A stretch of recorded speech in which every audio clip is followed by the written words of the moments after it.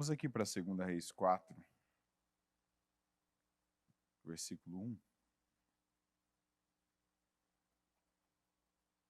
Certo dia, a mulher de um dos discípulos dos profetas foi falar a Eliseu: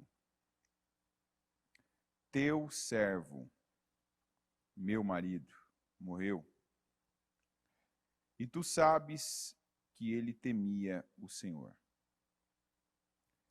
Mas agora veio um credor que está querendo levar meus 2 filhos como escravos. Eliseu perguntou-lhe: Como posso ajudá-la? Diga-me o que você tem em casa. E ela respondeu: Tua serva não tem nada além de uma vasilha de azeite. Então disse Eliseu: Vá pedir emprestadas vasilhas a todos os vizinhos, mas peça muitas. Depois entre em casa com seus filhos e feche a porta. Derrame daquele azeite em cada vasilha e vá separando as que você for enchendo. Depois disso, ela foi embora, fechou-se em casa com seus filhos e começou a encher as vasilhas que eles lhe traziam. Quando todas as vasilhas estavam cheias, ela disse a um dos filhos: Traga-me mais uma. Mas ele respondeu: Já acabaram. Então o azeite parou de correr. Ela foi e contou tudo ao homem de Deus, que lhe disse: Vá, venda o azeite e pague suas dívidas, e você e seus filhos ainda poderão viver do que sobrar. A primeira coisa aqui que nós vemos e temos que nos apegar, a essa palavra é aquela passagem que Davi disse: Eu fui jovem, hoje eu estou velho, mas eu nunca vi um justo desamparado, nem a sua descendência mendigar o pão. Quer dizer, o homem, o marido dessa mulher, era um homem que temia a Deus. Às vezes hoje, tirando quem é um pouco mais velho, por exemplo, já está vendo uma geração viver por conta. Quem, por exemplo, é pai e mãe e já vê os filhos se sustentando, tem mais consciência disso do que talvez quem é pai de filho que ainda sustenta, de quem é pai de filho pequeno. Porque quando você vê o teu filho, quando você vê a tua filha, quando você vê ali a tua descendência viver dos resultados dele, ali você tem uma condição de ver Deus ali cobrindo, fazendo, realizando, trabalhando em favor. E às vezes nós não pensamos tanto nisso, o que eu estou deixando espiritualmente, que bagagem, que carga, que herança que eu estou deixando espiritualmente para os meus filhos.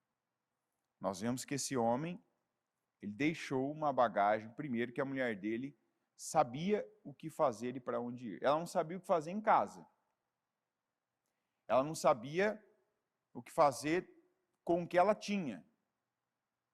Tanto que para ela, quando foi perguntado pelo homem de Deus, tá bom, como eu posso te ajudar?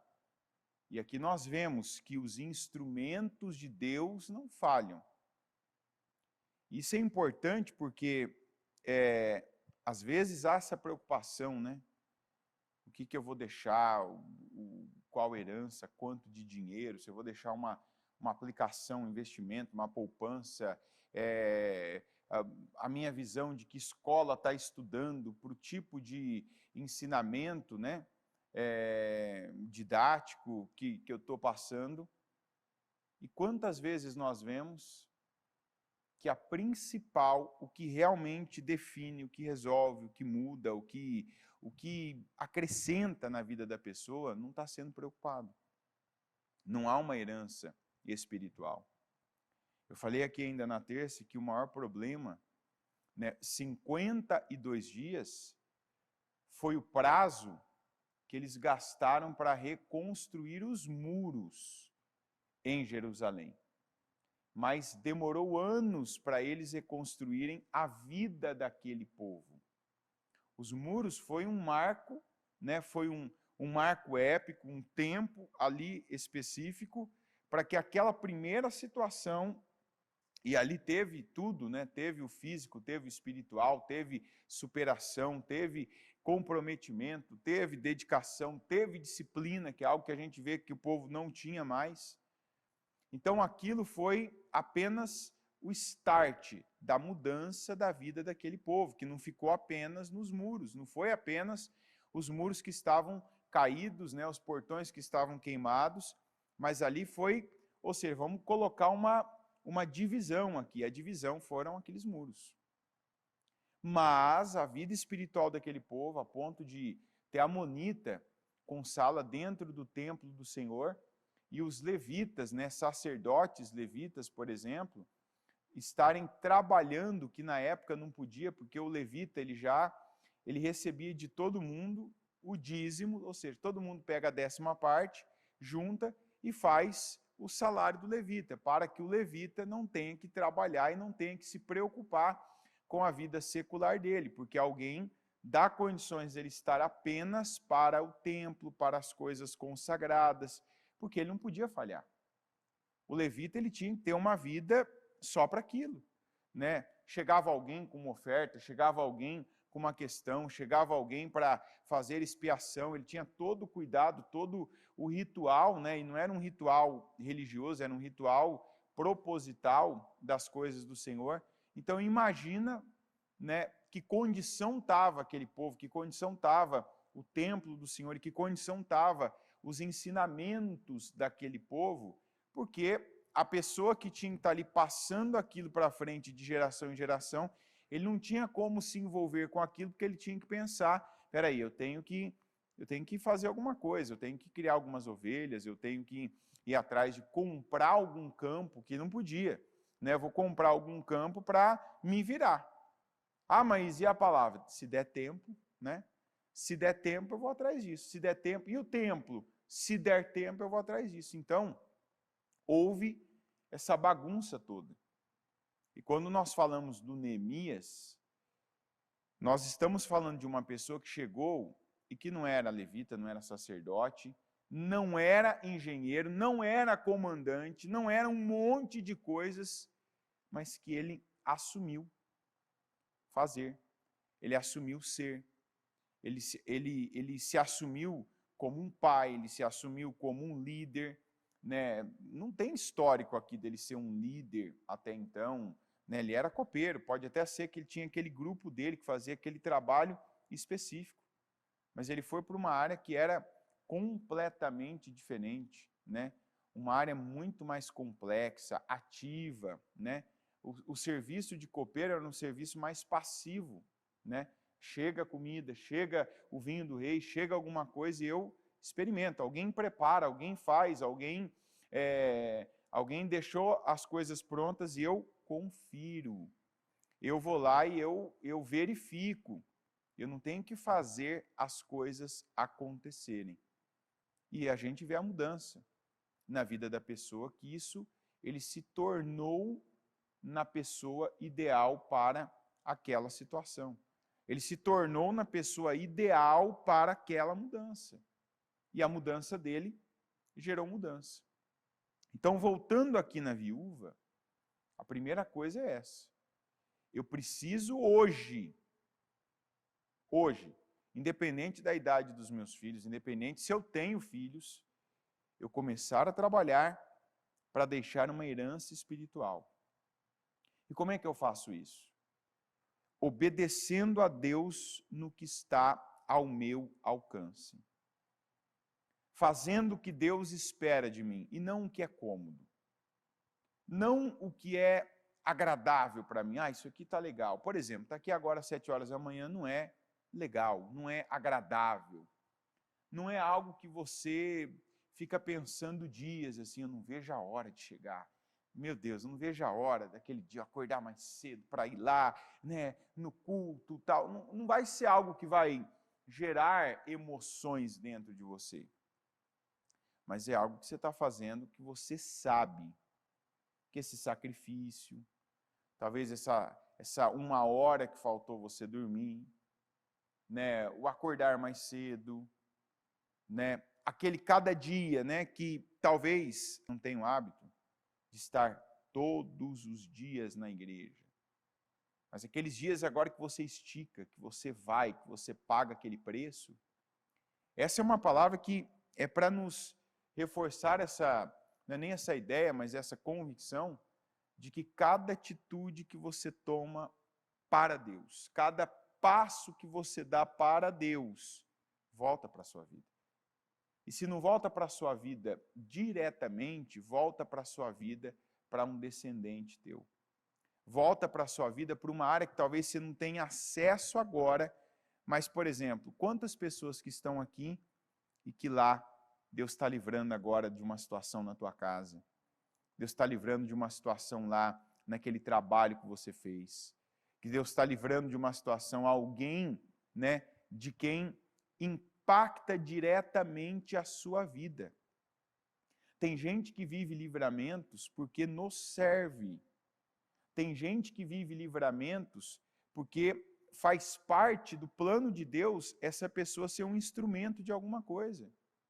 Então, esse homem aqui, ele plantou. Aí você pode dizer, ele entrou em dívida, tal. A gente não sabe se foi ele que entrou em dívida, né? Se foi a mulher dele que depois não conseguiu ter uma boa administração, mas Deus e o seu instrumento, que no caso era o Eliseu, não desamparou. Tanto que a gente vê um Eliseu dizendo assim, como eu posso ajudá-la? Ele não disse assim, não tenho nada a ver com isso. Não tem a ver com essa, isso é um problema seu, isso aí era um problema dele. Não, me serviu.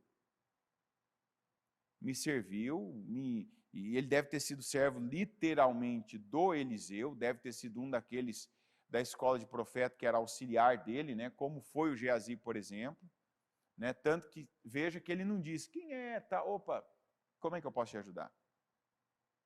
Que essa também é a função de quem está ali na ponta de Deus. Opa, veio até mim, eu posso fazer algo, eu sei quem é, eu sei que Deus tem um compromisso com essa pessoa, então eu não me nego. E aí ele perguntou, né, o que eu posso, como é que eu posso te ajudá-lo? O que você tem em casa? E ela disse, eu não tenho nada além, tua serva não tem nada em casa, além de uma vasilha de azeite. E esse azeite simboliza, né, o poder do Espírito Santo na nossa vida. Todo mundo precisa ter em casa, ainda que seja um pouco, mas tem que ter azeite. E eu não estou falando do azeite, eu estou falando daquela atitude espiritual. Porque às vezes o pouco de azeite, ele pode resolver todo o problema que você está. Porque a vida da gente não é um problema, mas a vida da gente tem problemas. Tem situações e tem áreas que hoje você olha, né? Como ontem ainda a gente ouviu, às vezes você tem um todo e dentro daquele todo você tem um pedaço que está mal. Você tem uma parte que tá suja, você tem uma parte que ainda não está bem, não está adequado.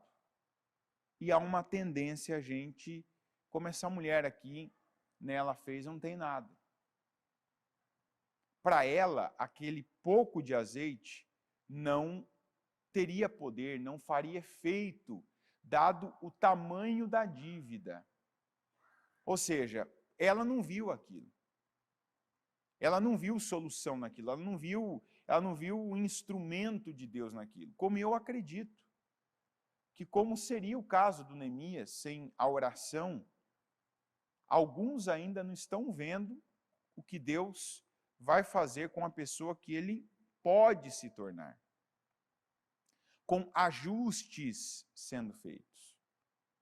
Mas eu não acredito porque assim, do jeito que eu comecei, e eu lembro ainda para mim, o começo das coisas, né, desde aquela época que a bispa falou da lei da primeira menção, né, se eu não me engano foi em 2020, na pandemia, quando todos nós ainda, né, naquela tensão toda, e a lei da primeira menção, sempre vai lá no começo de tudo, volta, né, ao início, aí tem aquela mensagem, né, Techuvá, volte à origem, volte ao início.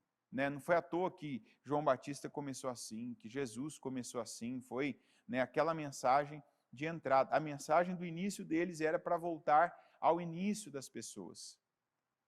Eu ainda falei aqui na terça, quando nós tivemos aquela palavra do Jetro dizendo para Moisés, o que você está fazendo não é bom, aquilo tem que ser para nós uma referência muito, mas muito importante. Essa mulher aqui, ela não foi do jeito que estava, ela precisou de ajustes. Se nós pegarmos o Neemias não foi do jeito que ele estava. Tá ruim, estou chorando, vamos embora. Não, ele precisou de ajustes. No caso dele, preparo.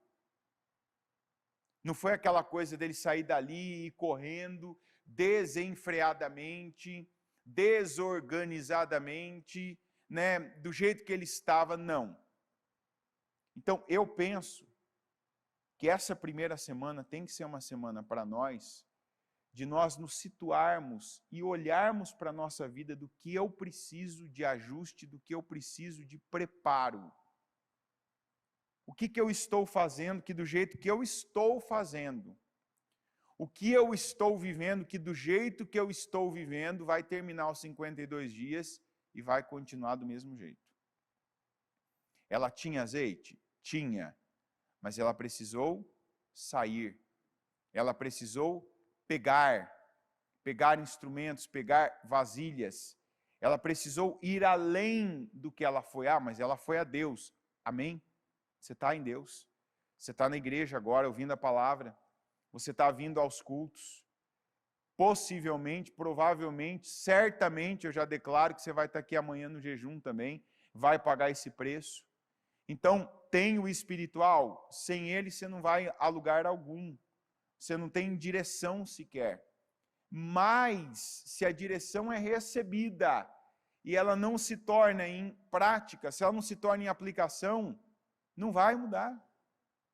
Você não vai avançar, vai ficar naquele mesmo ponto, você vai continuar com o mesmo problema. Jerusalém vai continuar com os muros caídos, você vai continuar com a mesma dívida, com a mesma pressão de credores que podem tomar o seu filho. Então aí nós avançamos na história dela. Pega, vai na casa dos teus vizinhos. Veja que igual foi com o Neemias. Tem um paralelo interessante aqui. Você não começa a resolver do outro lado. A solução para Jerusalém não começou lá em Jerusalém, começou em Suzã. Domingo nós ouvimos isso, que a mudança de Jerusalém começou em Suzã. De alguém que estava em Suzã, de alguém que orou em Suzã, de alguém que pagou um preço onde estava. E aí eu não tenho como não lançar a mão da palavra que a gente sempre ouve, sempre está recebendo. Tem gente que já ouviu essa palavra dezenas de vezes e nunca pegou ela, nunca tomou posse dela como deve. Que é a palavra do pequeno fiel. Começa com o que você tem. Pega o que você tem, onde você está, começa aí. O que é começar? Começa a fazer os ajustes. O que a palavra tem falado que, como Jetro, não está bom. O Jetro não falou assim, vá para outro lugar. Mas muda o que você está fazendo. Não tem como, tem coisa que você está fazendo há 1 ano, há 10 anos. Do mesmo jeito, e talvez você tenha na cabeça, mas o que eu estou fazendo não está errado. Não está errado. Mas talvez apenas não está funcionando. Então não é só se está errado, mas tem coisa que não funciona. Funcionou para um, não funciona para você. Não funciona talvez na tua casa, no teu casamento, não funciona na tua família, não funciona na tua empresa. Ah, mas para o outro funcionou. Você não está lá, você não é o outro, você não sabe o que ele ouviu, você não sabe a palavra que ele tem, você não sabe se é pela palavra. Eu tenho palavra. Eu estou aqui com a palavra. Então eu tenho que pegar o que a palavra traz para mim, o que a palavra me leva a ajustar. Ó, você vai ter que ir perto da sua casa, você vai nos seus vizinhos e você vai pegar vasilhas emprestadas, vasos emprestados, recipientes. Pega eles e traz para a tua casa. Vai lá e traz eles para a tua casa. E qual a atitude dela? Ela fez. Tem gente que quando recebe uma direção desse tipo, faz o quê? Ah, não, mas eu quero que seja aqui, eu não quero sair, eu não quero me expor, eu não quero pedir emprestado. Não se trata do que você quer, se trata do que Deus está falando. Se Deus está falando, vai, começa, você vai agora, você vai ter que sair da rotina, dessa sua caverna. Porque tem situações que para nós elas são ruins, mas de tanto vermos, vivermos, passarmos, a gente se adapta. Não tem gente que se adapta à dor?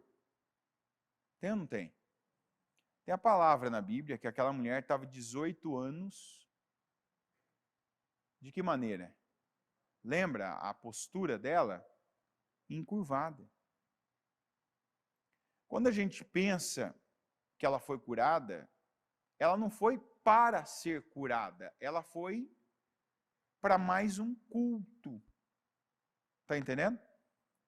Ela estava ali e Jesus estava ali, a diferença. Como nós ouvimos ontem, da festa, a diferença daquele casamento, das bodas de Caná, não foi o vinho, foi Jesus. E por isso que o vinho foi, a água foi transformada em vinho e o melhor vinho que aquelas pessoas já tinham tomado até então e creio que até o fim da vida. Aquela mulher foi curada porque Jesus estava ali e ele podia fazer isso por ela. Mas ela não foi para ser curada.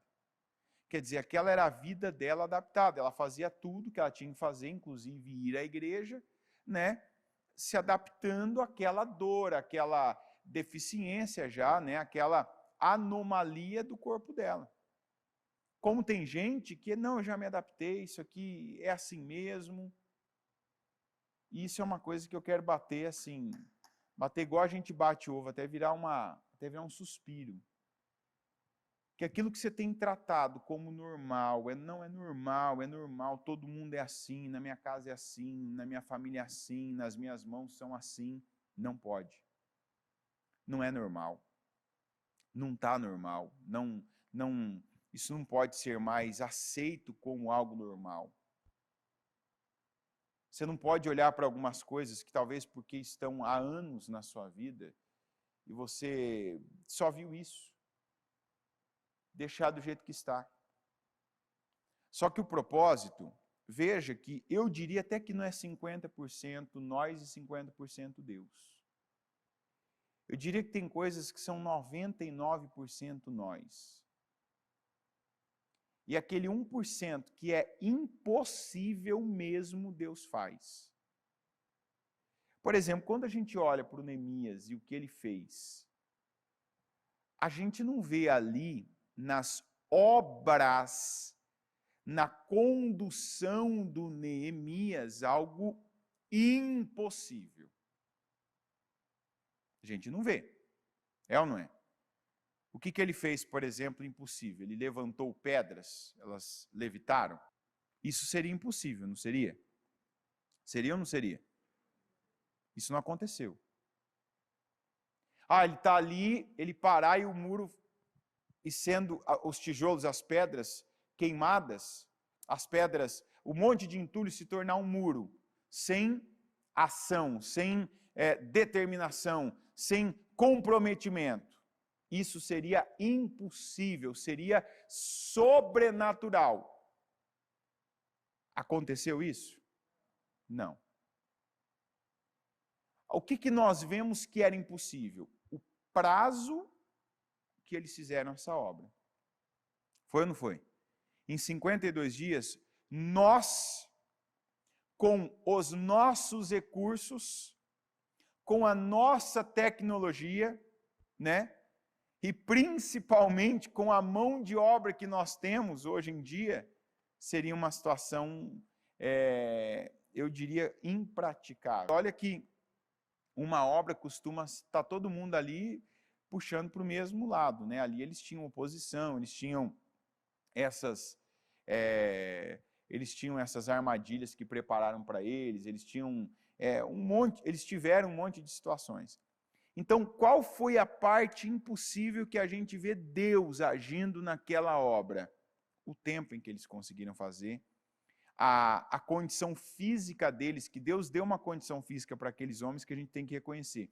Aquilo era impossível. Porque você trabalhar, você tem um cansaço. Você tem a necessidade de dormir, de comer. Quando você trabalha com coisas que exigem mais força do seu corpo, você tem uma necessidade maior ainda de comer, né? A energia que você precisa. E a gente vê que aquele povo comeu muito pouco e dormiu menos ainda. Aí a gente vê Deus. No resto, em toda obra, determinação, aquela coisa, não, eu vou continuar, não para, continua, luta por sua mulher, por sua filha, por seu filho, luta pelo nosso povo, não, vamos nos juntar aqui, vamos criar uma estratégia aqui agora, um dormindo atrás, o outro trabalhando na frente, a gente dobra o nosso efetivo com o mesmo número, aquela sabedoria que aquele homem teve, a visão ali, né, o foco que ele teve, que ele levou aqueles homens que até então nunca tinham produzido nada relevante na vida. Essa foi a parte em que Deus entrou. Então, para mim, ali foi 99 humano. Foi 99 de ação, de atitude, de eu vou um pouco mais aqui, eu não sou a pessoa de um pouco mais, mas eu vou um pouco mais. Eu vou dar um passo a mais, eu vou andar uma milha a mais, eu vou resistir um pouco mais, eu vou trabalhar 1 hora a mais, e 1 hora que virava 8 horas, que virava um turno inteiro, que dava condições daquele que tinha trabalhado no outro dia 8 horas a mais, dormir um pouco mais, descansar um pouco mais, e no outro dia esticar um pouco mais. Aquela quantidade de pessoas fazer uma obra daquele tamanho, aí tem a parte sobrenatural. Mas onde que a gente vê o sobrenatural acontecendo? Onde chega o limite do natural. Quem que pegou as vasilhas emprestadas? Foi a viúva ou foi Deus? Ou foi o homem de Deus? Eu vou fazer o seguinte, eu vou dar uma corrida na sua vizinhança, eu vou pegar para você um monte de vasilhas, você só vai derramar o azeite. Não. O processo é conosco. O processo é comigo, o processo é com você. Porque o resultado também, quem vai viver? Somos nós, é ou não é? Não é Deus que vai viver o resultado, não é Deus que vai desfrutar do resultado. Então você tem que entrar de verdade, talvez você tenha aquela ideia que é 50% eu e 50% Deus. Entra com a ideia, 99% é comigo. E aquele 1% que vai fazer toda a diferença, Deus vai agir quando chegar o meu 99%. Está entendendo? Então eu vou ter que sair agora, eu tenho direção de Deus, e eu vou cumprir com essa direção. E veja que aqui na palavra da viúva, ainda a gente vê que ela poderia ter ido além. Se ela tivesse ido além, pedido mais vasilhas, teria sido melhor ainda? Então, veja então que às vezes tem coisa que você talvez já teve essa experiência. Você já teve essa experiência com uma palavra profética, talvez você já teve essa experiência com um culto que você participou, teve um entendimento, foi e fez até um ponto. E o ponto que você fez, você viu o resultado. A quantidade de vizinhos que você teve a coragem de pedir vasilha, te emprestaram. E a quantidade de vasilhas que você pegou emprestadas foram cheias. E às vezes fica aquele gosto de podia ter sido melhor. Porque eu podia ter ido naquele outro, eu podia ter ido um quarteirão a mais, eu podia ter andado ali 100 metros a mais e ter mais resultado. Tanto que quando ela se acostumou com a multiplicação, né? Chegou uma hora que ela falou assim, traz mais uma, filho. E o filho, mãe, acabou. Quer dizer, por ela viu ali, podia ser mais. Por que foi só aquilo? Porque foi a quantidade que ela pegou. Foi a quantidade que ela se entregou à direção que ela recebeu. Então, assim, eu não sei o que para você, porque eu sempre falo uma coisa, a gente prega uma coisa aqui. Em cada culto tem uma palavra. Todas elas vêm de Deus. Mas eu não sei o que você recebe. O que você está recebendo aí? Ó, isso aqui, Deus está falando. Porque eu recebo assim, cada culto que eu estou, eu sei o que Deus está falando comigo. Aqui, esse culto, eu sei o que Deus está falando comigo. Quando eu estou ali ouvindo a palavra, eu sei o que Deus está falando comigo. Tanto que eu nunca estou num culto assim, e aí, isso aqui que Deus falou para tal pessoa. Tem casos que você sabe que tá, você torce, né? Tomara que tal pessoa esteja ouvindo. Mas eu estou pegando a palavra para mim.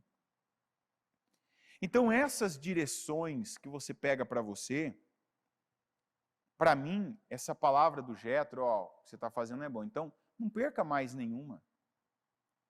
Não perca mais os detalhes às vezes, sabe? Aqueles detalhes que às vezes você está ali, você está entendendo até o que não está sendo pregado. Não tem momentos que a gente não está ouvindo algumas coisas específicas do pregador? Por exemplo, às vezes a gente dá alguns exemplos bem específicos. Às vezes a gente fala coisa bem genérica. É ou não é? Mas você está recebendo coisas específicas. Igual recebeu essa mulher. Vai em cada vizinho. E ele disse, não. O que ele disse? Ele deu um detalhe, não deu? Não poucas. Então, não despreza um detalhe que às vezes você pega. Você está num culto e para você vem um detalhe, que talvez não foi nem falado, mas você lá dentro você está recebendo. Está falando disso aqui comigo. A palavra está me dizendo tal coisa. Isso aqui eu tenho que fazer. É os vizinhos. Então, o que são os vizinhos para você? Quando eu falo que começou em Suzã a mudança de Jerusalém, é porque não dava para o Neemias esperar viver o que ele viveu no capítulo 2 de Neemias que a gente vê. O que ele fez no capítulo 2? Ele conferiu. Só no capítulo 2, isso foi mais de 4 meses depois, que o Neemias ele fez algo que ele fazia lá em Suzã no trabalho dele, conferência, averiguação, né, uma espécie de uma auditoria, deixa eu ver como é que está de fato. Mas mesmo sem saber, ele já começou a orar, a pedir direção para Deus, porque assim, eu estou vendo, para mim, Deus me coloca essa sensibilidade de que essa situação, ela é terrível, que ela não é normal, diga, não é normal. Então ela não é normal, eu não posso aceitar, não posso deixar do jeito que está, mas o que eu vou fazer? Igual a viúva. Eu tenho um problema, já sei.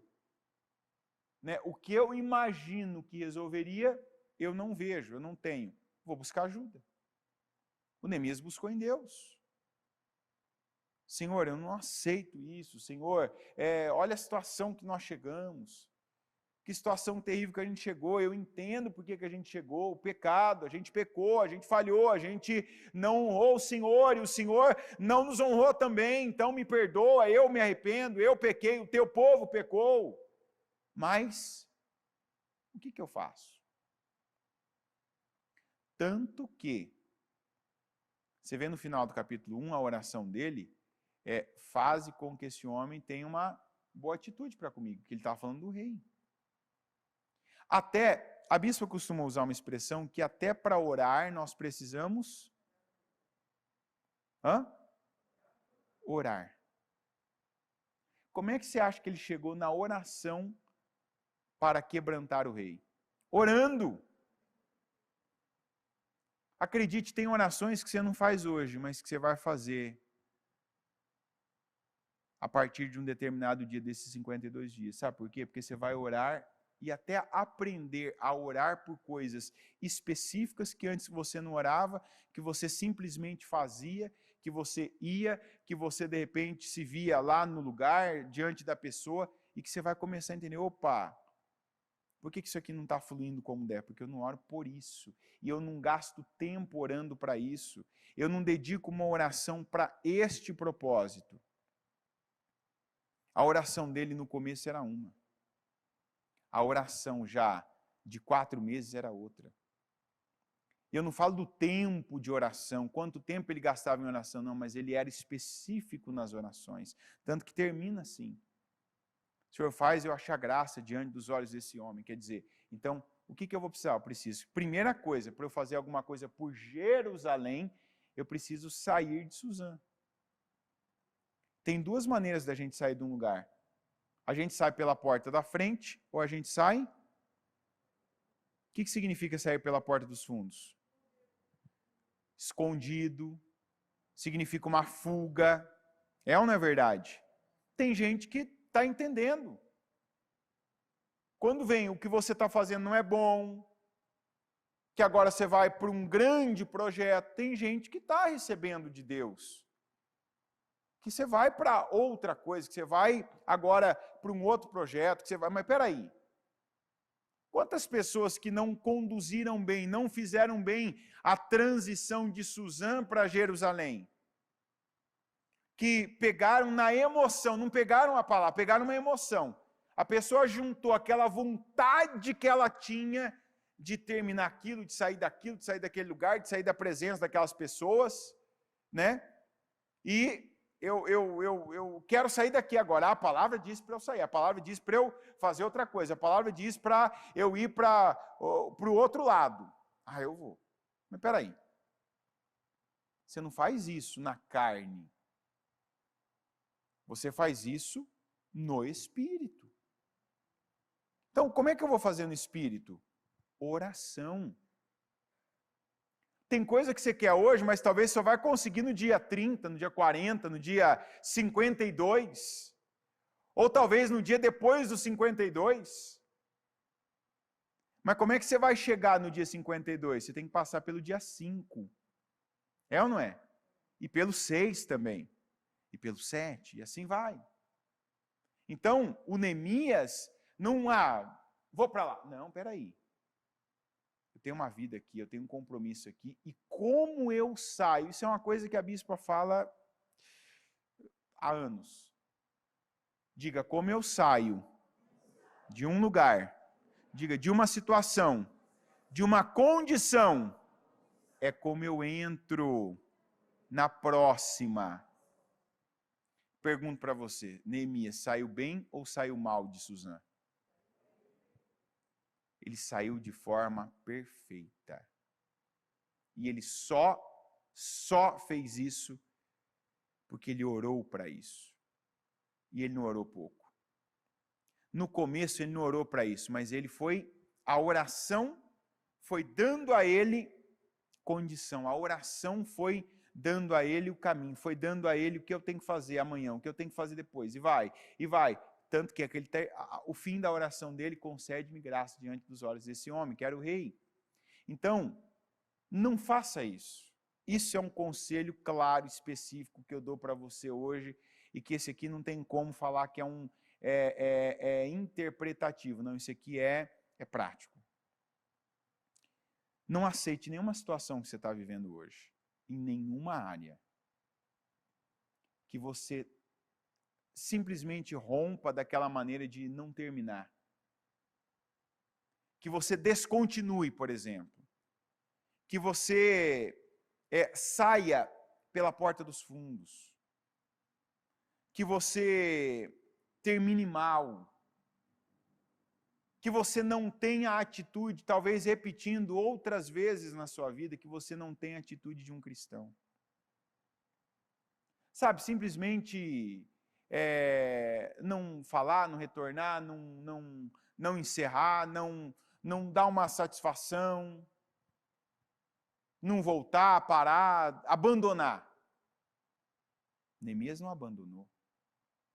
Neemias não fugiu, até porque quando a gente olha, né, para a estrutura que tinha naquela época, naquele império, uma estrutura de leis, de regras, de organização, divisão por províncias, e um negócio que funcionava muito eram as cartas, né, que uma autoridade recebia da outra, não dava para ele fazer isso.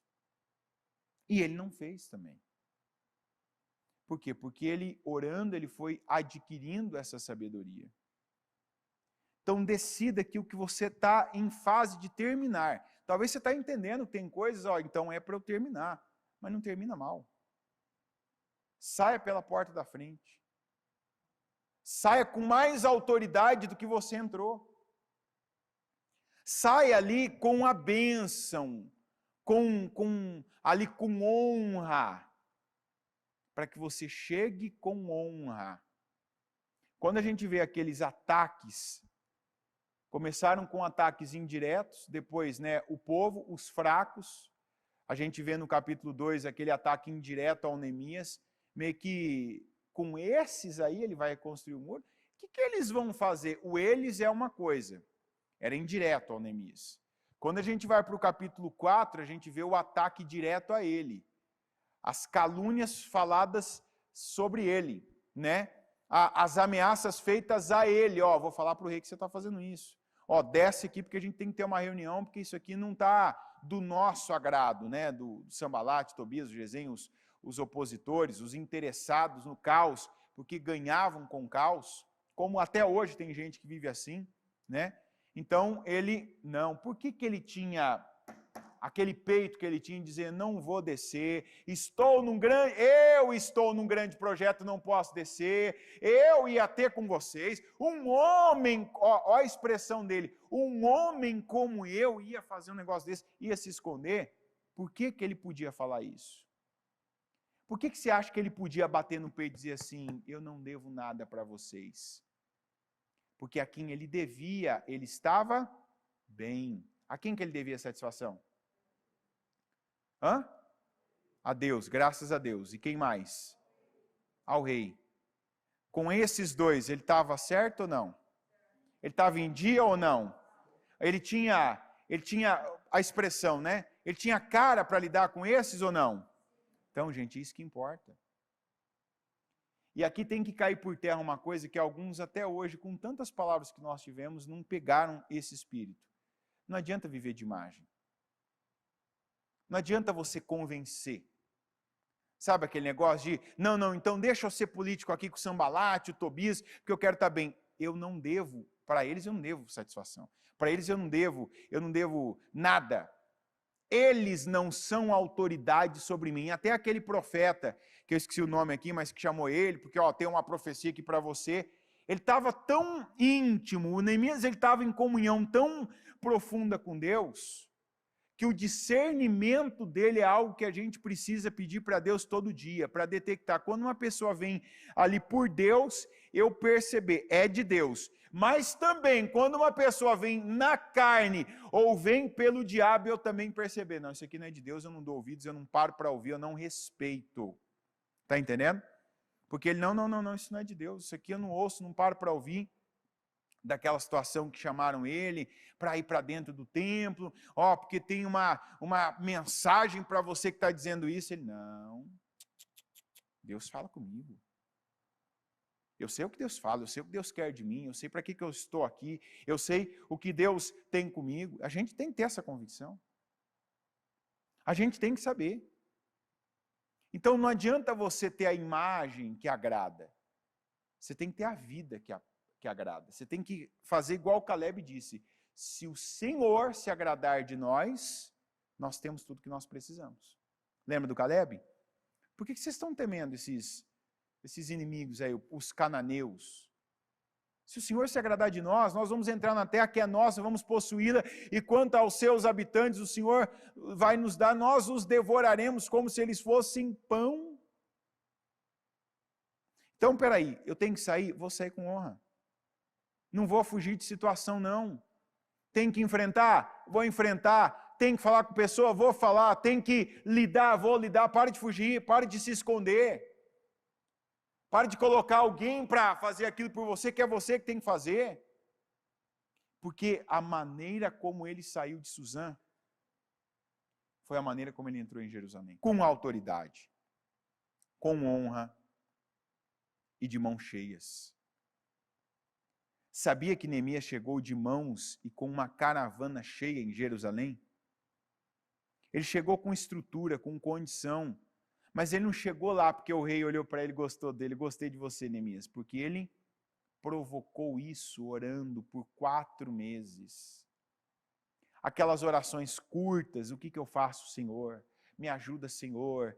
Me revela, Senhor. Me mostra, Senhor. Como as orações longas, Senhor, eu preciso de muito material, eu preciso de madeira, eu preciso de pedra, eu preciso de gente, eu preciso de anuência, eu preciso de autoridade, eu preciso, meu Deus, de força, eu preciso. Ele fez. E por isso que o rei concedeu a ele tudo o que ele pediu. Porque antes do rei ele pediu para Deus, ele apresentou a Deus, ele colocou nas mãos de Deus. Como essa viúva. Antes de qualquer coisa, de qualquer atitude afobada, precipitada, vou fazer, será que eu entrego um filho e fico com o outro? Não. Homem de Deus, meu marido era teu servo. Temia a Deus. Estou quase perdendo meus filhos, o que eu faço? Faça isso. Ela fez. Não trate nenhuma direção que você receber claramente. Em cada culto. Em cada momento que você parar para ouvir a palavra de Deus. Não pega nenhuma e, não, isso aqui não é isso aqui que vai fazer diferença. É sim.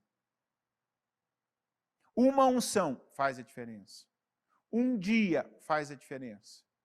Uma atitude que você entende agora, que você tem que fazer hoje. Vai lá, faz a ligação, vai em tal lugar, vai lá e resolve essa pendência. Vai lá, trata isso que você vem empurrando aí com a barriga. Trata. Mais uma vasilha para aquela mulher, teria sido bom ou não? Mais 10, então. E 100. Aí, ó, a gente falou muito melhor. Então tem coisa que é desse jeito. Talvez você está ouvindo 10 e está fazendo 8. Aí quando você chega no 8º, você pensa, podia ter 10, né? Por que não tem? Porque eu não fiz, porque eu não peguei. Porque eu não fui específico. Porque eu parei num ponto que eu tinha mais entendimento, sabedoria, condição e força que veio de Deus para eu fazer. Então, como diz a Bíblia, para eu encerrar a palavra, tudo que vier à sua mão para fazer, faz. E faz com toda a tua força. Nenhuma direção específica, clara, nenhuma direção espiritual, nenhum conselho é dispensável nesse tempo que nós estamos vivendo. Lembre-se que 99% de algumas coisas, não estou dizendo de todas, mas tem coisas que você entrou preguiçoso. Eu vou no culto, Deus vai fazer tudo na minha vida. Não, tem coisa que você está reaprendendo. Lembra daquela palavra que a gente recebeu e de vez em quando recebe? Que tem coisa que você tem que desaprender, né? Reaprender e aprender de novo ensinando. Então tem coisa que você está desaprendendo e você vai reaprender. Faz certo agora nesse reaprendizado. Amém? Coloque-se em pé, por gentileza, com o seu propósito e vamos falar com o Senhor. Que direção o Senhor está dando para você hoje? Que direção você está recebendo de Deus? Tem coisa que você ouviu que você fala, Senhor, me ajuda isso aqui, ó. Isso aqui eu entendi agora, não deixa eu esquecer, não deixa eu me envolver com outras coisas e me perder dessa. Tem coisa que é específica. E principalmente essas que são específicas, que você recebe. Você está no culto, às vezes você tem aquele entendimento de algo que é teu, que está na tua vida, que talvez se eu perguntar para qualquer outra pessoa no mesmo culto não vai ter recebido aquilo, não vai saber daquele lugar que tem que ir, não vai ter aquela pessoa para falar, não vai ter aquela situação para resolver, mas você sabe, você recebeu, você ouviu, você entendeu. Não deixa isso se dispersar, sabe? E aí você vai, se envolve com uma coisa, faz outra, e vai para um lugar, daqui a pouco você esquece daquilo.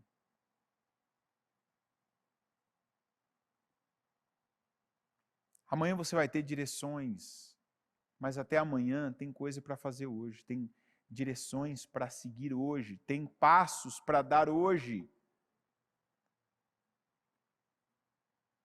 Tem atitudes para tomar hoje. Tem as orações de hoje.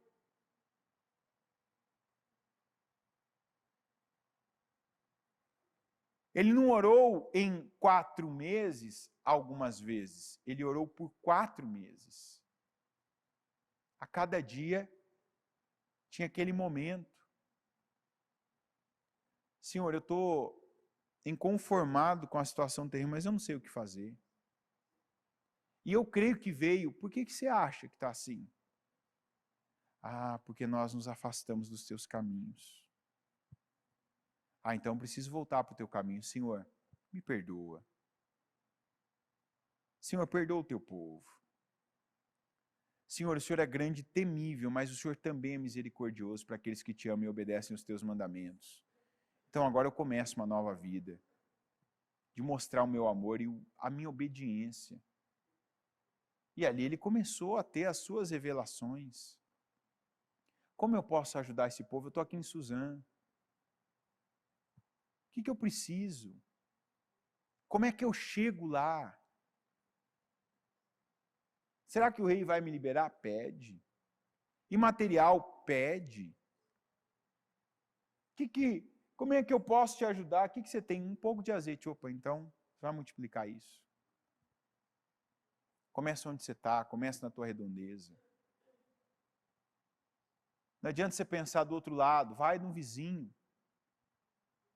Vai do lado. Vai onde você tem acesso. Primeiro você muda os lugares que você tem acesso para depois atingir os que você não tem.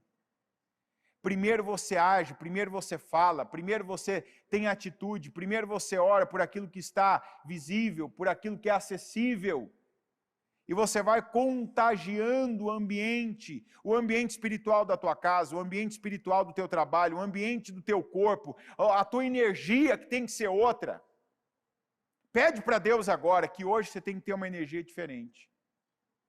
Você não vai ser aquela pessoa que a todo tempo você está bocejando, que você está sonolento, que você está encostando, que o teu pensamento é um só, é sentar, é deitar, é parar, é encerrar mais cedo o dia. Não, Senhor, eu quero outra energia para hoje.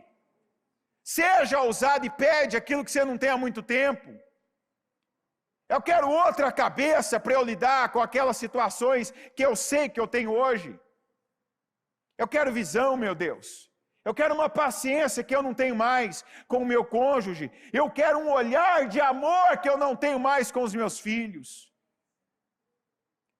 Eu quero, meu Deus, um prazer para aquilo que eu amei fazer, que eu pedi para fazer, e o Senhor me colocou, e hoje eu vejo como um fardo.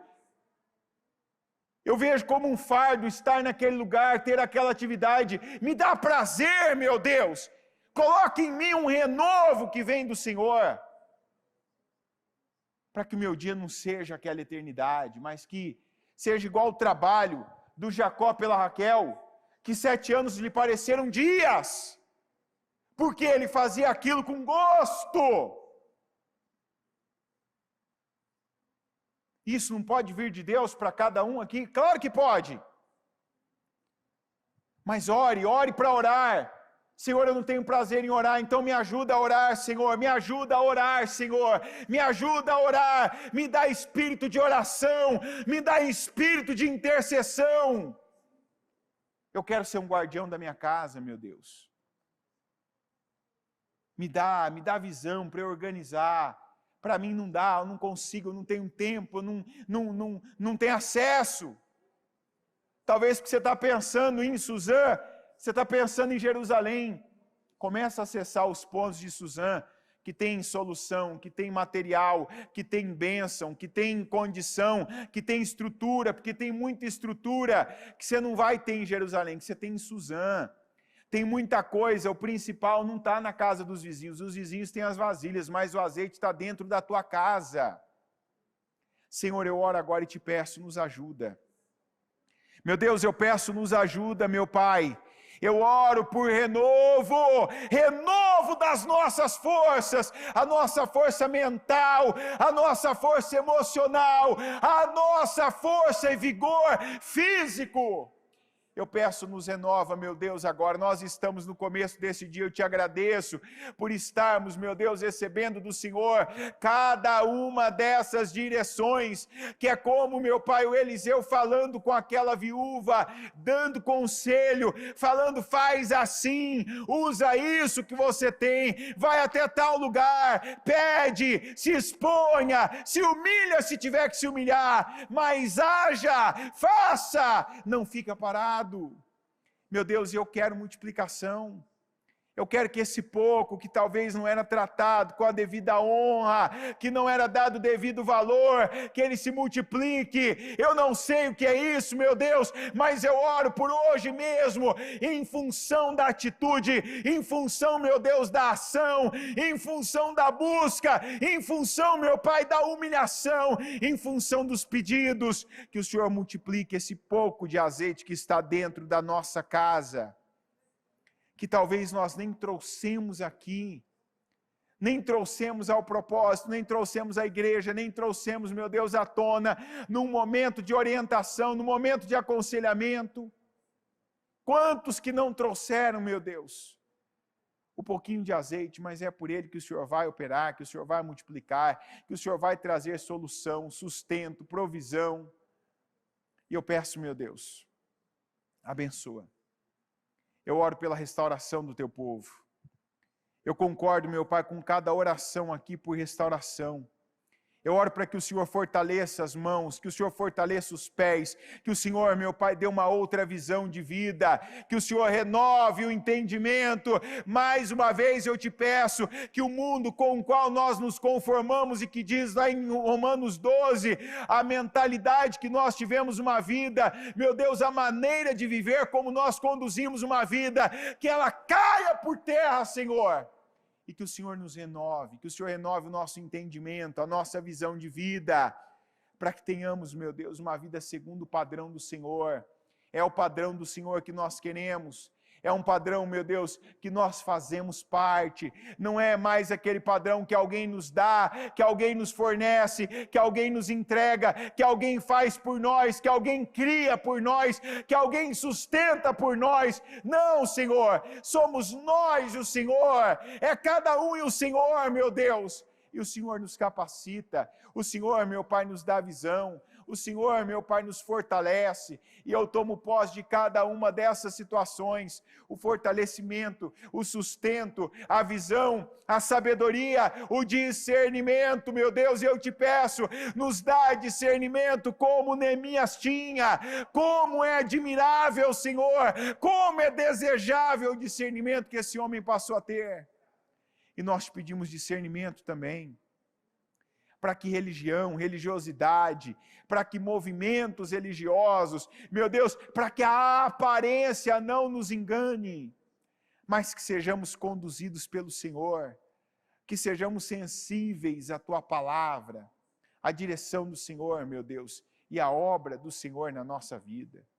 Eu peço, meu Deus, abençoa cada um, fortaleça essas mãos, abençoa, meu Deus, essa mente, para que os pensamentos sejam certos e certeiros, para que os pensamentos, meu Deus, levem essa pessoa a palavras, e as palavras corretas, aquelas que agregam, aquelas que acrescentam, aquelas, meu Deus, que iluminam, aquelas, meu Pai, que estabelecem, aquelas que constroem, e que as palavras, meu Deus, que destroem, que roubam, que tiram, que defraudam, que essas palavras, meu Deus, elas não voltem a ser repetidas.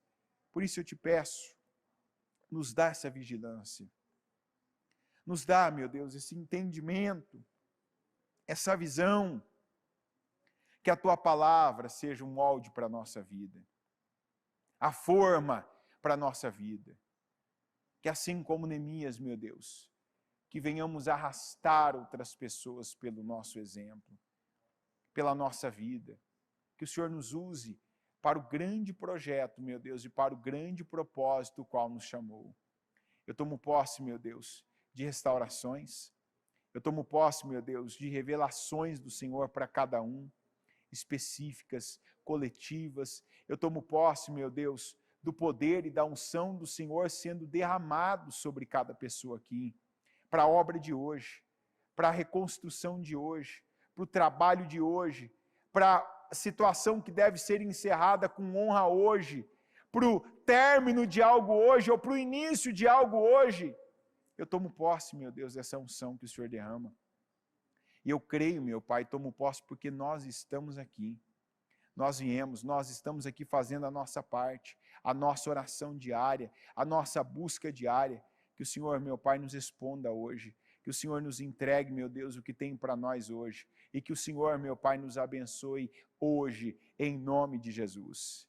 Eu concordo, Senhor, com cada oração. Eu concordo com cada clamor, eu concordo, meu Deus, com a restauração de cada área que foi apresentada e que está, meu Pai, no projeto de restauração desses 52 dias dessa pessoa. Que aquilo que ela creu, pediu, orou, meu Pai, apresentou e mais uma vez ela lembra o Senhor, como a Tua palavra nos manda fazer, apresentem as suas firmes razões, entrem juntamente em juízo. Eu declaro, meu Deus, que o Senhor venha materializar essas situações.